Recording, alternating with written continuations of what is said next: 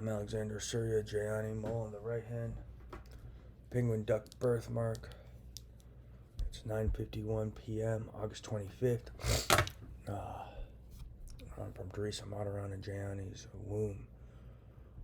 If you don't see long black hair and a man bun, a black mustache, lower black hair, I mean it's a little dark right now. You should see an eyebrow ring, etc.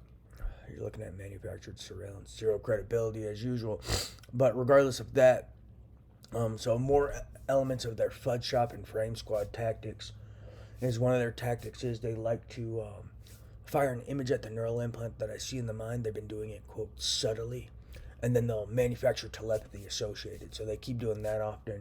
They'll do an image, then neurophysiological cue manufacturing. They also like to do a scenario, then neurophysiological cue manufacturing. They also like to do a scenario and then telepathy manufacturing. And they're just sitting around manufacturing all the time and just feeding people who I guess either are stupid or, I don't know, or desperate. And they'll believe anything and they believe out of convenience, as many put it. But these people have got caught manufacturing evidence so much it's scary. How are they not in prison for multiple life sentences? Not to mention, then they have investigators who are believing shit out of convenience because they committed crimes so severe Gandhi would kill someone and stole so much money. It's scary that they would be working for 1,000 years and still wouldn't pay off their debt. So they'd even be working in heaven or hell, wherever they would go, or in the underworld, or working as, broken down atoms living in the goddamn soil. Or even, reconstructed into a new being and still be working. No clue. But, regardless of that, these people need to go to prison and, they're manufacturing left and right. And people attempted murder on me today, using some implantables on my brain and causing severe cerebral edema and trying to cause a thunderclap headache. I think it's something seen with meningitis, but they're using these implantable devices to mimic diseases for covert murder. They really need to go to prison. They were causing a severe headache, and it didn't follow the typical pattern of a headache. It would have a rapid rise and fall. It would, and then just immediately subside entirely, and only to rev up again.